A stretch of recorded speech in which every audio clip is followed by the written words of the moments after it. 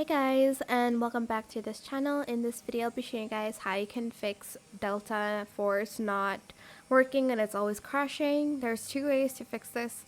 You can either go to right click properties, go to installed files, and you're going to select the verify integrity of game files, or you can go to general, and people usually type in this -cx11 or 12, or you can just do -vulkan to launch the game and hopefully it won't crash.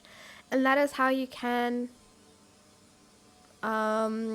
help it from not crashing. Also, sorry about the background noises. There are some construction workers going on, workings. I don't know, but that is it for this video.